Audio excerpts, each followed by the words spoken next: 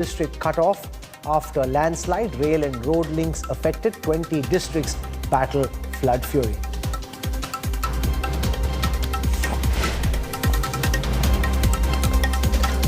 From Kashi to Karnataka, there is a war raging over worship. The Gyanvapi Mosque issue is now in the Supreme Court. The apex court has ordered protection of the claimed shivling, but has said the right to namaz must not be hindered. But across India, from Ujjain to Neemuch, Mathura to Mandya, dormant religious disputes have resurfaced.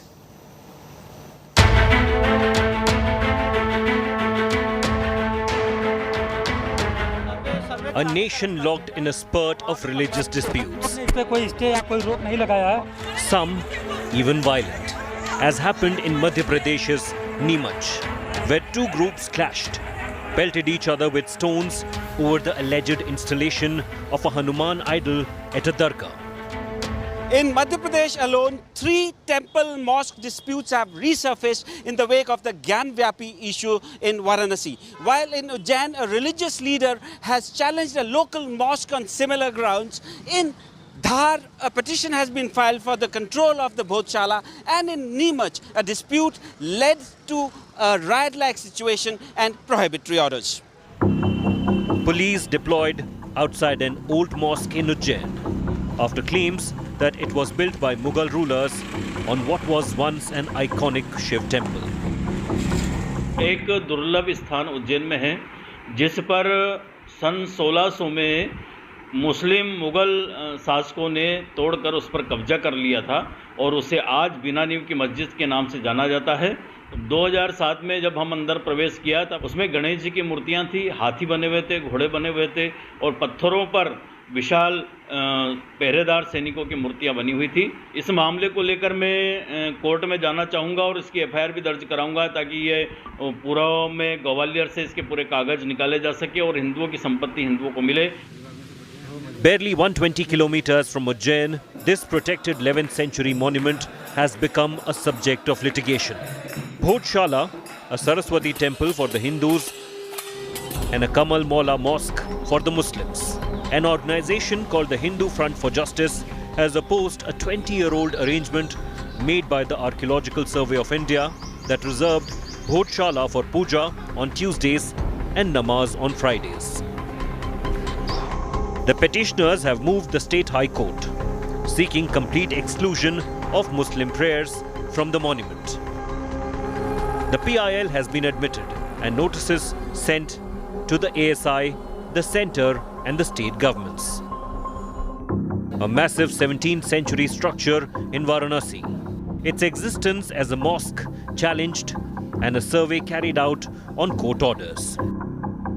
The Hindu side claims to have found a shivling in Gyanvapi's reservoir.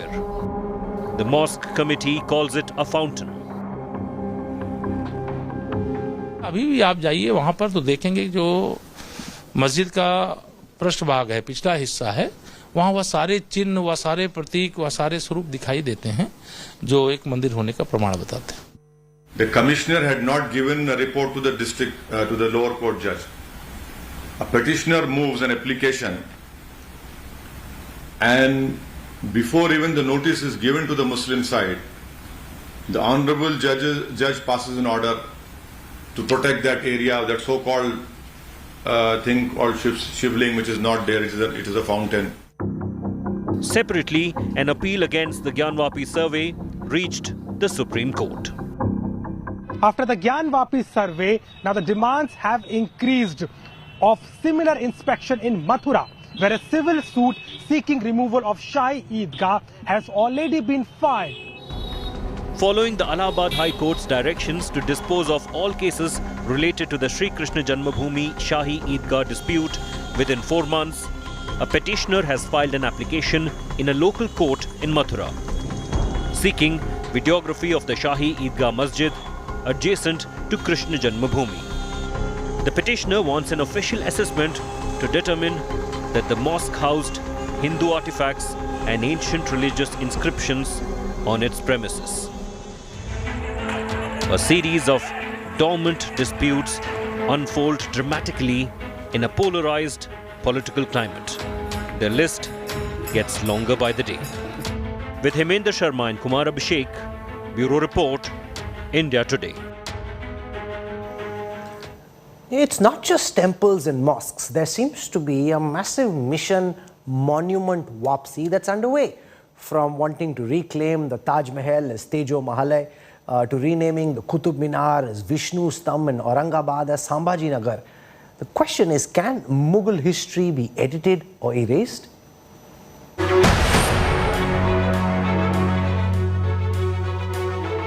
A shivling allegedly at the Wazu Khana of the Gyanvapi Mosque in Kashi, being hailed as the game changer in the Kashi temple dispute case. The Hindu side claims that this is the proof that the mosque was built after Aurangzeb demolished the temple. The matter has now reached the Supreme Court. Less than 650 kilometers from Kashi, there's a call to reopen the locked rooms of the Taj Mahal to look for alleged hidden Shiva idols. A BJP leader even went to court, claiming that Taj Mahal is actually Tejo Mahal. The plea was dismissed. In the capital, a Hindu group chanted the Hanuman Chalisa at the Qutub Minar, demanding that its name be changed to Vishnu Stham. They say that the monument was restructured after demolishing 27 Jain and Hindu temples. Bharat के अंदर कुतुब मीनार बनी है, ताजमहल बना है और हिंदू जनमानस ऐसा मानता है कि भाई ताजमहल तेजो महल था, तो ताजमहल तो भारत सरकार के अधीन है, कुतुब मीनार भारत सरकार का है। तो मैं तो प्रधानमंत्री जी से आग्रह करना चाहूँगा कि कुतुब मीनार को और ताजमहल को हिंदुओं की भावनाओं का सम्मान करते हुए हिंदुओं को सौंप देना चाहिए। At the center of this monument Wapsi campaign is the Mughal ruler Aurangzeb, dubbed a tyrant by some. It is alleged that he ordered destruction of temples in Kashi and Mathura. In Maharashtra, there is a renewed demand to rename Aurangabad as Sambhaji Nagar. Sambhaji Nagar, it should be changed. It should, and it has to, and it will in future. That is, I'm saying on television, sir. We believe in Sambhaji Maharaj, we don't believe in Aurangzeb. While a legal battle plays out in the Kashi temple mosque issue, in Karnataka's Mandya, the Hindu community is seeking permission to offer prayers inside the Srirangapatna mosque. Built by Tipu Sultan, the Jamia Masjid, in a heritage site, Hindu groups claim that the mosque is built on the remains of a Hanuman temple. ಶ್ರೀರಂಗಪಟ್ಟಣದಲ್ಲೂ ಕೂಡ ಆಂಜನೇಯನ ಒಂದು ದೇವಸ್ಥಾನ ಇತ್ತು ಅನ್ನೋದ್ರ ಬಗ್ಗೆ ಮುಸಲ್ಮಾನರು ಕೂಡ ಒಪ್ತಾ ಇದ್ದಾರೆ. ಒಪ್ಪಿ ಆ ಸಂದರ್ಭದಲ್ಲಿ ಇದ್ದಂತಹ ವ್ಯಕ್ತಿ ಅದನ್ನ ದೇವಸ್ಥಾನವನ್ನು ಪಕ್ಕಕ್ಕೆ ಶಿಫ್ಟ್ ಮಾಡಿ ಅಲ್ಲಿ ಆಂಜನೇಯನ ದೇವಸ್ಥಾನ ಉಳಿಸ್ಕೊಟ್ಟಿದ್ದಾರೆ ಅಂತ ಹೇಳ್ತಾರೆ. ದೇವಸ್ಥಾನ ಯಾಕೆ ಶಿಫ್ಟ್ ಮಾಡಿದ್ರಿ? ಯಾಕೆ ಮಸೀದಿ ಕಟ್ಟಿದ್ರಿ? ಈ ದೇಶದಲ್ಲಿ 36,000 ದೇವಸ್ಥಾನಗಳನ್ನ. A call for reclaiming the past to restore the future. The collision over historic sites across India continues to resonate. Bureau Report, India Today. How should India deal with Monument Wapsi, this whole mission that seems to be underway, not just in Kashi, not just in Mathura, but calls now being raised in different parts of our country? Some of this is a part of our history, these are historical wrongs. There is a government with very strong pro-Hindutva views that's in power. Is this the time to reclaim what was earlier part of the Hindu religion taken away by the Mughal emperors? Or is this just a wrong in the past which should be left in the past and those wounds shouldn't be reopened at this moment? We've seen the back and forth between the politicians, between the lawyers.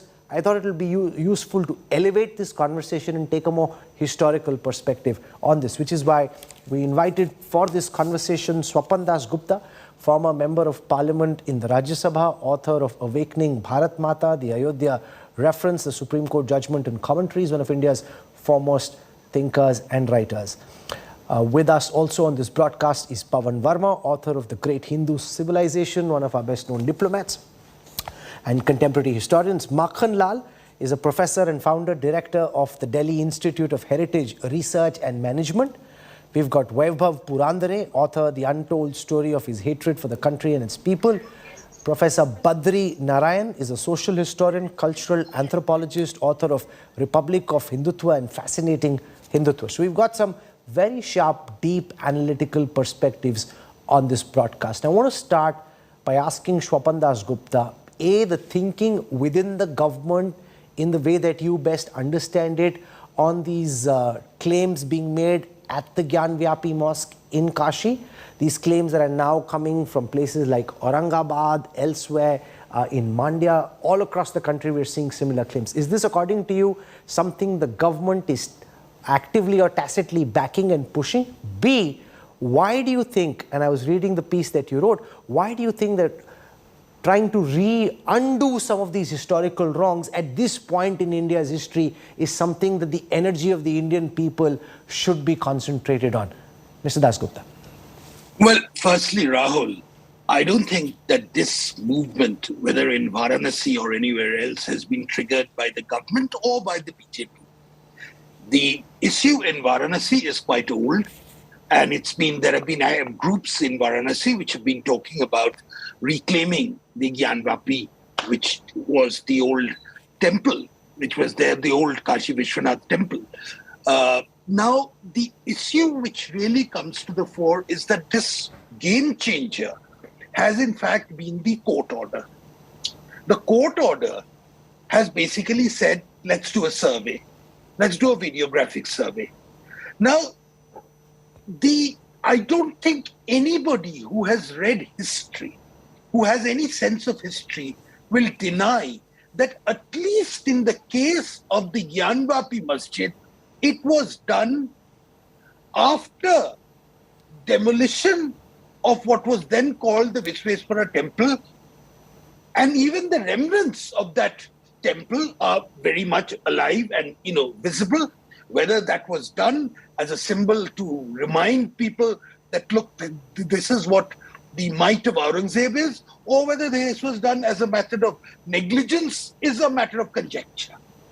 But there is no doubt, and enough evidence, physical, I think visible evidence, and legends and whole thing is there, and various parts of the Gyanvapi are still held sacred, particularly outside. If you just go outside, there's that well, which the big shivling was actually thrown into that well by someone to prevent it from desecration, and later that well was restored and renovated by Ahilyabai Holkar. And so there is that whole issue of the emotive content of the Gyanvapi.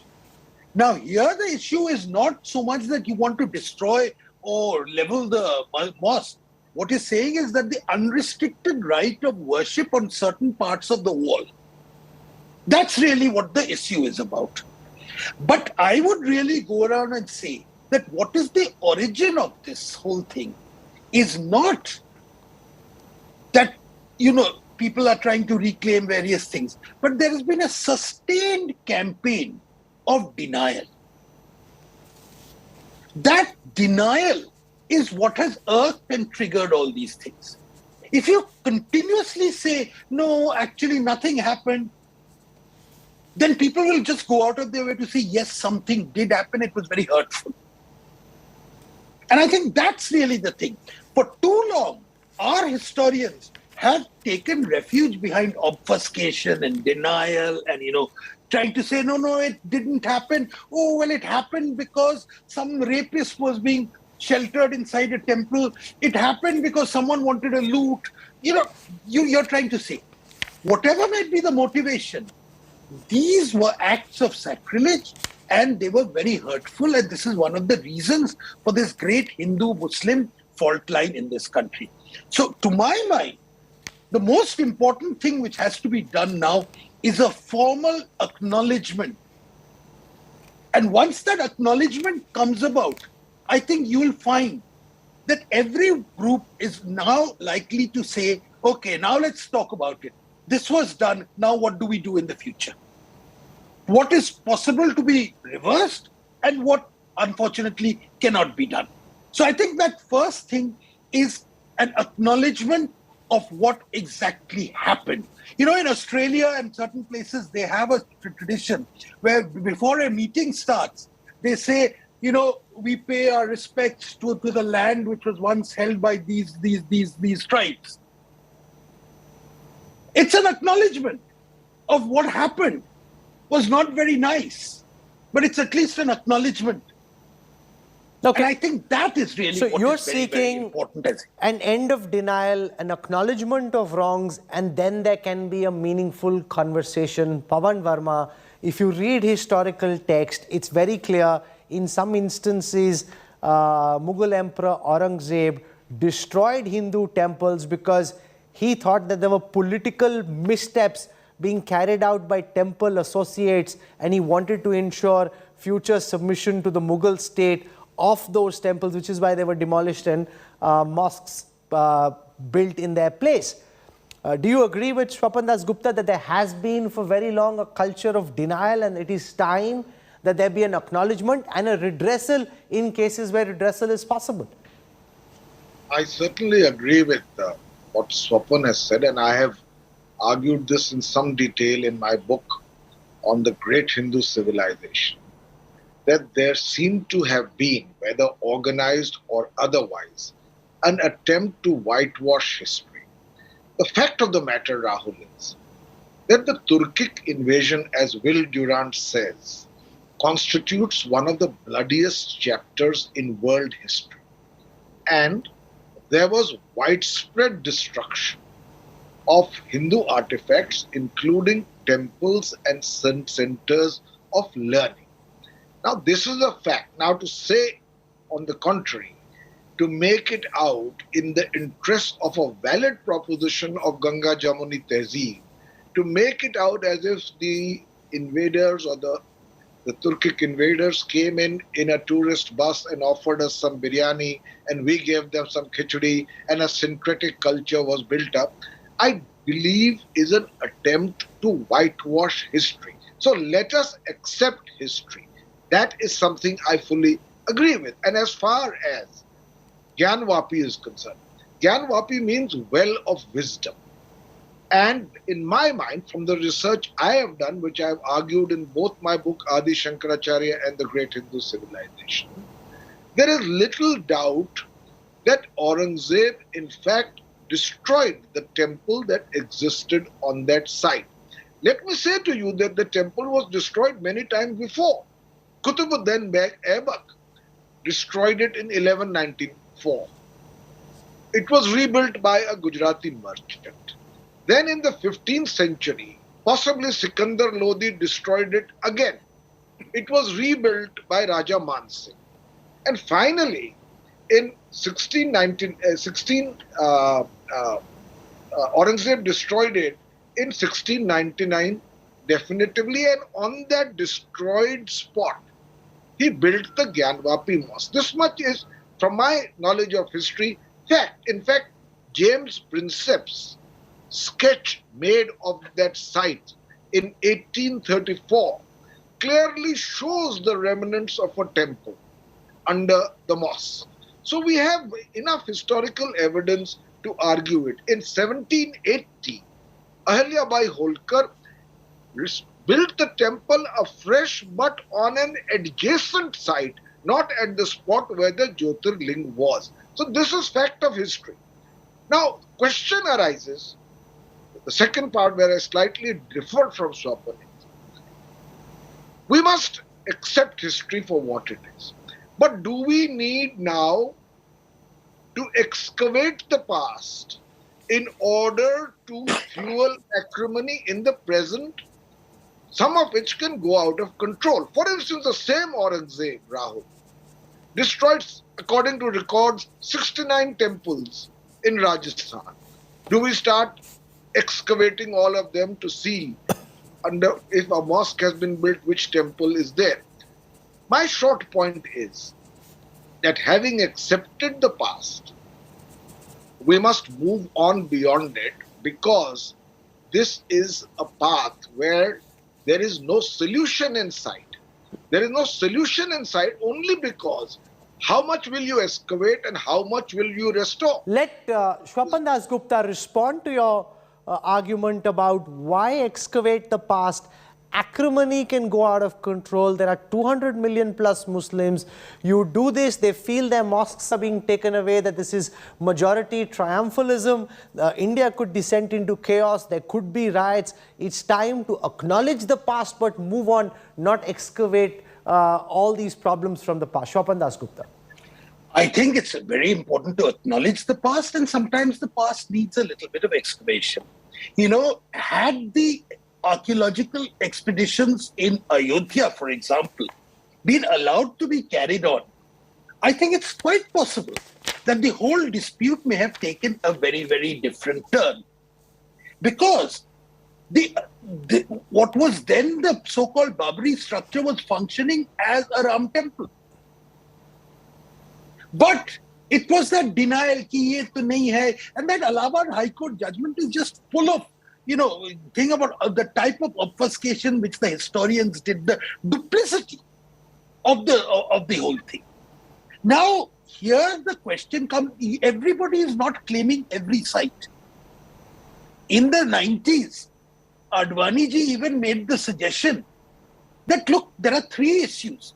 There is Ayodhya, Mathura and Kashi. These are the three most important things. Let us have a meaningful conversation on all these But Shwapan, how do you know it will be only these three sites and not others? I know. Because in Mandya, in Ahmednagar, these demands may happen in any part of the country. Look, the demands will happen. But the question is, how do you tackle those demands? Do you tackle those demands by converting them into something else? In most cases, it need not be. The Bhojshala is an example of where Tuesday the Hindus go in, the Fridays the Muslims offer prayer. They're perfectly acceptable to my mind. And I think a similar arrangement can be made in Gyanvapi, where the particular thing on that wall, both sides of the wall, is really what the dispute is all about. But the acknowledgement that if the ASI or something else puts up a thing, this is the origin of this place.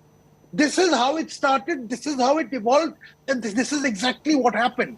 The moment you say this didn't happen, which is really what is happening, unfortunately, some Muslim groups have sort of taken recourse to a position that it never happened. This is all imaginary, this is fiction. And the more you say that, it gets people's backs up.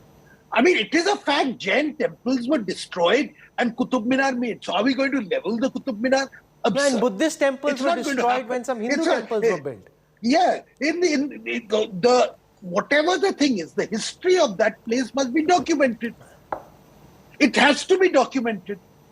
Pawan Verma, document the history as it is. Don't be in denial. There are people who deny the fact that a temple once stood. I have been there to the Gyanvapi Mosque, as I'm sure you have on occasion. It's very clear in the way the whole place is architectured, in the way the Pandits and the Purohits tell the story, that a temple stood there. There is enough and more visible manifestation of the existence of a temple. Shwapan Das Gupta says, do not be in denial, acknowledge it, find a midway. Maybe, for example, have Hindus coming in praying on certain days, Muslims praying on others. You cannot be in denial because that gets people's blood boiling. I entirely agree on this point that we must acknowledge what happened. For instance, in the Qutub Minar complex, Rahul, there is a plaque even today which says that the first mosque built on Indian soil, the Quwwatul Islam Mosque, was built from the debris of 27 destroyed temples. That happened 800 years ago, 900 years ago. My essential point is that we should acknowledge the ravages of history, but ask ourselves as Indians whether we want the past to create the kind of endemic social instability today for the rectification of the past, which is not possible entirely. This is a big country. And there are other priorities, including, for instance, economic progress and development and jobs and prices. So if we continue to make the whole of India a sub-department of the archaeological survey and go about excavating every possible mosque for being built over a temple. Because these things, unlike what Swapan says, is not about 3 temples, Kashi, Mathura and Varanasi, as Advaniji wanted. They spin out of control, and you're already seeing the claims and counterclaims being made across the country. So we need to have what South Africa had after the devastation of apartheid, a Truth and Reconciliation Commission. Other countries have had it. Mauritius had it after to examine the ravages of slavery and indentured labor and how it was treated. Countries deal with the past in a manner that is both civilized and sustainable without erasing the past, without denying it. So I am just saying that is why we had the Places of Worship Act 1991, which sought to put a closure on such disputes because they are relentlessly unending and can go on perennially, which I don't believe is the foremost priority of India or Indians or any community today. So we need to take a balanced view in them. Professor Makhanlal, when the Ayodhya judgment was written, it was said by the judges and even by ministers, I remember at that time, that this was a one-off, that this would not happen elsewhere. There were commitments made by those in the Sangh as well that, you know, the other issues don't really matter as much in terms of an active social mobilization. Pawan Verma says these can create social insecurity. You can't really rectify the mistakes of the past. There are real challenges of jobs and prices. Those are the real challenges that India must actively deal with rather than these wounds from the past. You see, it's my privilege that fortunately I have known both Mr. Pawan Verma. You may recall that I was involved in Gali Haveli things which he spearheaded, and with Swapan Dasgupta. I'm delighted, using the word as historian, that I'm delighted to hear both Swapan Dasgupta and Pawan Verma for the first time hearing past has to be acknowledged. I've been writing on this consistently from 2002, that we as a nation have not learned to live with history. Our people have not been told the correct history. When I say till the correct history, does not mean that we have to live in history. We as a nation must learn to live with history. Whatever has happened, we must know it correctly. And I'm happy Swapan Dasgupta raised So what is it that you're proposing, Professor? Pawan Verma has acknowledged, hold on, that our history has to be correct to the facts. After that, we can think about what can happen. As far as Ram Janmabhoomi is concerned, I was at that time Aligarh Muslim University. There is something very relevant to talk about, and Swapan Dasgupta has raised that. The issue of Ram Janmabhoomi, I'm talking about, I was in AMU from 1987 to 1998 in the Department of History, remember that, and head of department was Irfan Habib. And when the question of Ram Janmabhoomi came up, immediately the issue came up that let us ask them the evidence. I was asked what is my opinion and whether I would stand by it. I'm openly saying all this. I have said it earlier. I said this will be suicidal. Please don't get into that, because Ram Janmabhoomi may have the evidence little far away, but on your head there is evidence of more than 3,000 mosques being built on the temple, and not only built on the temple. Kashi Vishwanath temple is not completely demolished. It's only Shikhar portion has been demolished. Rest of the structure of Kashi Vishwanath temple stands there. Only a dome has been built on that. I'm talking about AMU, which was the center. I said that please don't get into it. Let us consider very carefully the proposal by late Ashok Singhal and Advaniji. Swapan Dasgupta will bear me out that it was Ashok Singhal also who promised that we need only 3 temples. I give the assurance on behalf of Hindu community, on behalf of Vishnu Hindu Parishad, on behalf of RSS, no other issues will be raised. But having missed the bus, having missed the opportunity, at that time I had spoken in my department that getting into the argument of evidence is not going to end your problem, it's going to multiply. After all, what are you going to do with a book called Masre Alamgiri? Masre Alamgiri deals with the report of compliance of the orders by Aurangzeb, and this has been published by Asiatic Society, Calcutta. It's not published by XYZ. Similarly, Fatwa-e Alamgiri, all the farmans given by Aurangzeb have been published. What are you going to beat this? So, as Pawan Verma said, as Mr. Supandas Gupta said, first thing we must learn, we acknowledge the history. George Santayana's great sentence, those who don't remember their history soon become themselves history. A community must remember their history, they must learn from their history, and as you said, I have answered you where it ends.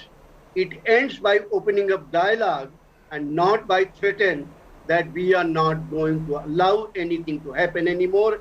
Babri Masjid has been demolished. No, not demolished. This is again wrong thing to say.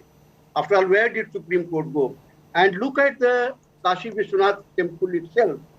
First, there was a petition filed in Varanasi. I am telling you the exact date, civil suit number 62 in 1936, where Mutawalli of this mosque wanted to use the entire area around the mosque and in front of the mosque, and British judge was there.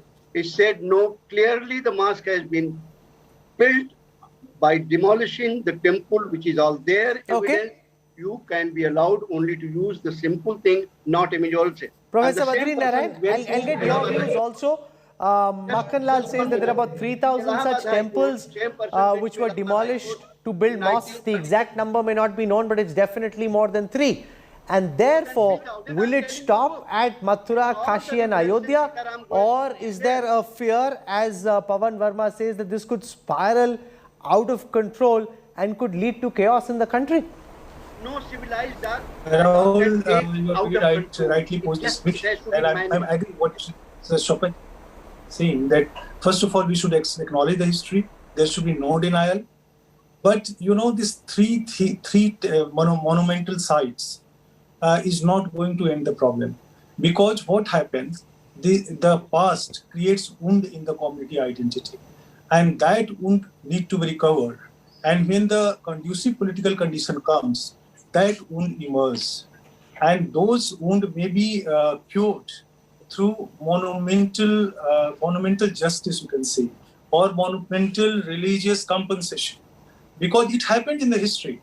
And when it happened in history, and this retreat convert in a monument, or this operation convert in a monument, and that monument every day revive your memory, evoke your memory, and that memory become intrinsic part of the community identity.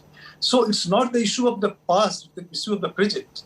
It's always haunts your presence, and that's why a section of the community who feels more deeply came out and raised the question.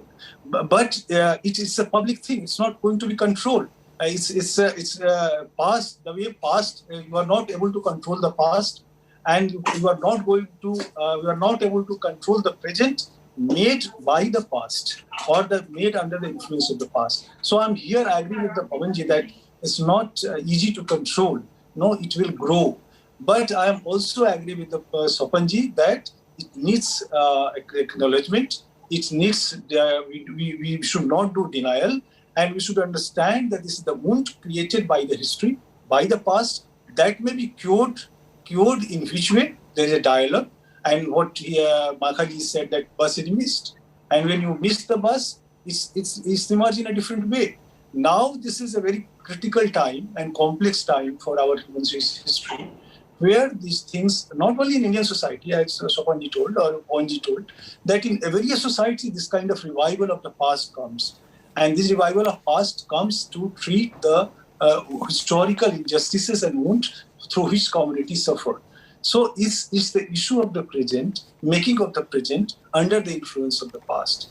So here, you are very right that... But we've seen a bit of this in the United States and elsewhere as well, Pawan Verma, with the whole Black Lives Matters movement, statues of Confederate leaders who were pro-slavery, African Americans, those have been taken down, because just because it exists as history doesn't mean that it's okay if there are things which those individuals did in history which were reprehensible. This is not just something that's happening in India. It seems to find echo in some other countries as well. It's part of a larger growing consciousness of trying to undo some of these wrongs. You see, Rahul, the march of history is not without injustices. That is the fact. India has been one of the oldest civilizations of the world. Started with the dawn of time. We have had people come into the country. We've had assimilation. We have had synthesis. We have had syncretism. We have had revolt. We have had a kind of melting pot in which certainly the Hindu civilization, as I see it, was the target of attack in one phase of our history. That phase is over. We are in a modern republic. For instance, the British inflicted the worst famines in the world in Bengal under the watch of Winston Churchill himself. Now, today, should we let our relationship with Great Britain be influenced by that, apart from the other loot that Britain carried? In other words, this is an example with a foreign country. Within our own country, we need reconciliation. We need acceptance. We need to not whitewash history. But we have to ask ourselves that if you let this issue unravel, where is the stop line? I mean, you have seen, for instance, that while the Ayodhya temples being built is a welcome step, the kind of acrimony and violence and division and hatred and bigotry that it unleashed in society, leave alone those who were fighting for the temple, in society. We cannot afford a repeat in the case of every mosque. Let Shopan Das Gupta respond. We can't afford the kind of bloodletting that we saw when the Ayodhya agitation was on, that the march of history includes injustice. You see, I think Pawan is absolutely right. Division of society is undesirable. I think we all agree on that. Fractiousness is undesirable. But one of the reasons why this is happening over and over and over again is this very unfortunate tendency on the part of some section of the Muslim leadership to deny India a coherent national narrative of history, to have a history which goes against all that everyone's sentiments believe, the prevailing sentiment and prevailing facts. So, unless that too can be addressed, we are likely to see this sort of friction. But would we let our relationship with the United Kingdom today be influenced by what happened under Winston Churchill's watch? You see, one of the things about the United Kingdom is that there is an acknowledgement in large sections of British society that colonialism had a very mixed record. It had a very brutal side. It may have had a good side of, building railways and all that sort of thing. But that rounded appreciation of colonialism is now very much a part of our understanding of the period from 1757 to 1947. This, unfortunately, does not happen when we talk about right from Muhammad bin Qasim down to the later Mughals. There is too much. There are some people who just identify with the Mughal dispensation. And that is the cause of that. So it's a sort of emotional and political identification which has created the problem. Now, the larger question I want to ask is, do we need a coherent national narrative to unite the country? I believe we do. And what is preventing that from happening are tendencies like this. So once we acknowledge that we need that the history can actually create the story of India can be told, which will be common to Hindus, to Muslims, to Sikhs, etc. Of course, it will have some regional variations, etc. But that common narrative if we try to get to search for it, why is it coming unstuck? It is coming unstuck because of these reasons. But can there be different histories? Vaibhav Purandare, is it necessary that all sections of society, all religions see history the same way? Ultimately, one of the realities of history are that there are different versions of history, different narratives of history, and that's as true of the Ramayana as it is of what's happened over the last 400 years. Rahul, I agree that there can be different versions of history, but what India requires urgently is a much more honest discussion on the subject. And the problem is we haven't had an honest enough discussion on the subject. We have tried to suppress the truth. We have tried to gloss over historical wrongs, which is why there was this tremendous backlash on the part of a section of Hindus in the early 1990s, and it resulted in the destruction of the Babri. And the mistake that the Narasimha Rao government did, according to me, in the early 1990s was that along with bringing in the Places of Worship Act 1991, the government should have immediately set up what Pawan Verma correctly calls the Truth and Reconciliation Commission, so that we would have had a rigorous debate on historical wrongs. We have already acknowledged historical wrongs when it comes to caste in the form of quota, and the quota is the corrective. And with the Places of Worship Act, we are saying that now we will no longer talk about other places of worship whose character was changed by, say, Aurangzeb or anyone else for that matter. Do you think, Shwapan Das Gupta, it's time also for the Places of Worship Act 1991 to be changed? The government has the majority. So far, the BJP, and you have a sense of how the establishment at this moment thinks. Do you think it's time for that act to go? See, the spirit behind the act is that, by and large, we should not disturb the status quo. That's the spirit behind the act. But a blanket rule sometimes creates problems. And as we can see that in Ayodhya, there will need to be certain exemptions and, flexibility to accommodate certain local sentiment. And whether that can be done through the process of modification, through amendments, or is a moot point. I mean, we need to study that. But yes, the spirit that don't disturb the status quo in too many cases, that I tend to agree with. Whether that should be 15th August 47 or should be earlier is, matter of debate. Do you think, Pawan Verma, it is almost inevitable that the government will have to, at some point in time, given the clamour that we're seeing in different places, debate the act once again? Or do you think they'll leave the act as is, let these forces play themselves out in society and see what the courts make of it? I can't second guess what the government wants to do. But I do know that such rifts in society, beyond the discussion historians have, has also a link to politics and estimations of the dividends for politics by using such issues. But at this moment, there is no election. So No, it's not about elections. We are 2 years away from the election. I am making no accusation.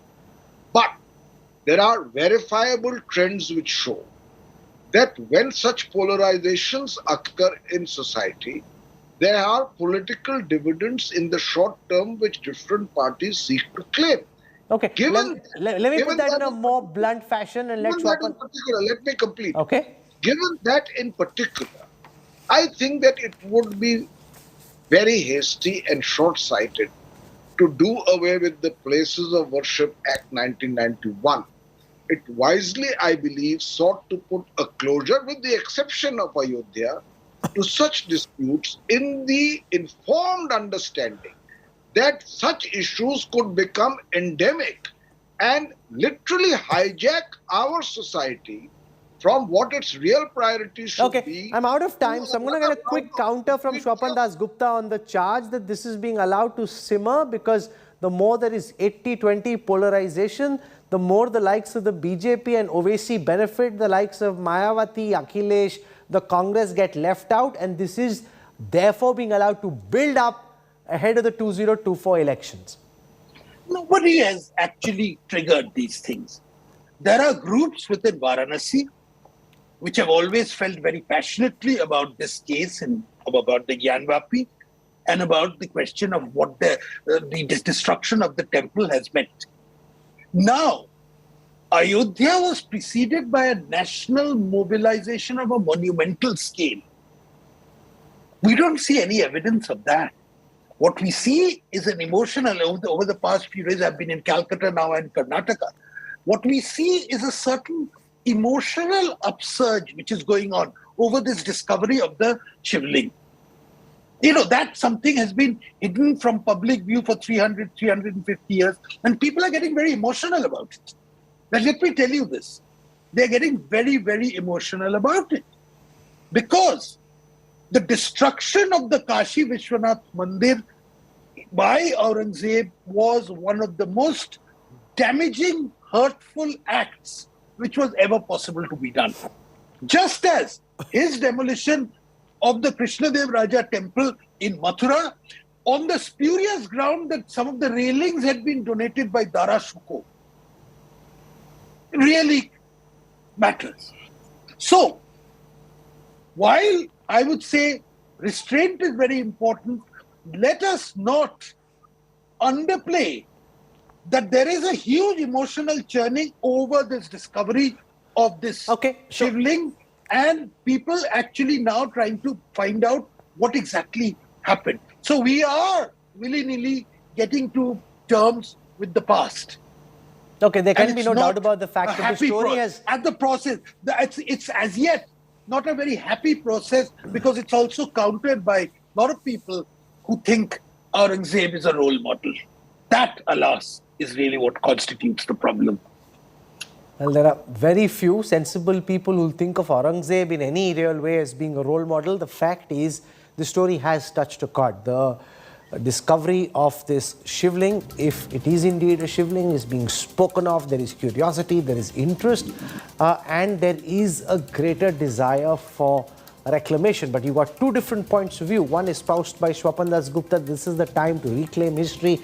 The other by Pawan Verma, acknowledge the wrongs of history, but don't try and actively change them because that will lead to greater social discord. As always, on the Newstrack, I don't take sides, I don't tell you what to think. You've heard two different points of view, equally sharply articulated. We leave it to you to decide who you thought carried the day on this argument. Thank you very much for joining us in the Newstrack. This is a story the India Today Network will continue to track very closely. We're slipping into a break. When we come back, Elon Musk having second thoughts about the Twitter deal. He's continuing to raise questions about spam and bot accounts. Details of his latest Twitter tantrum coming up on the other side.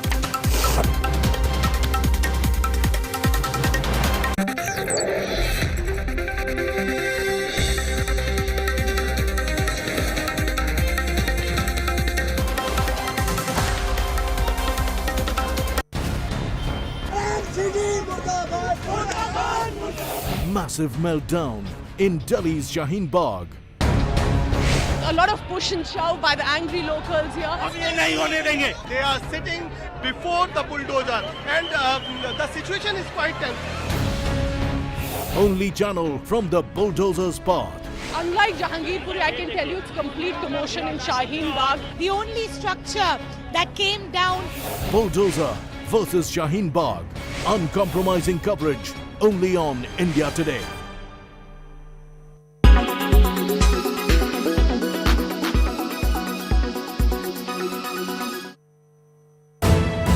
You are watching.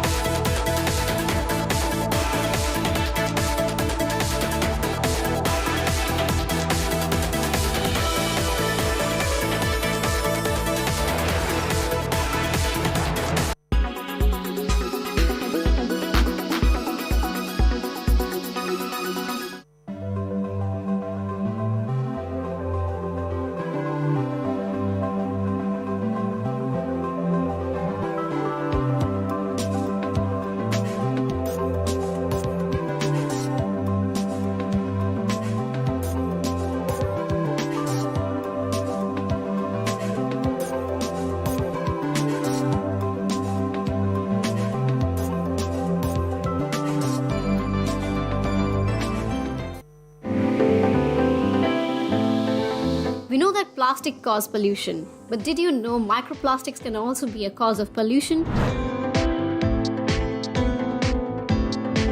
Microplastics are plastic particles with dimensions less than 5 millimeters. Some are so small, they are invisible to the naked eye. Nylon and polyethylene, for example, are mixture of polymers and additives, are themselves microplastics created from tiny pellets known as nurdles. These elements are found in everyday products like shower gels and cosmetics, as well as fertilizers, detergents, and paint. Another major source of this pollution is car tire wear.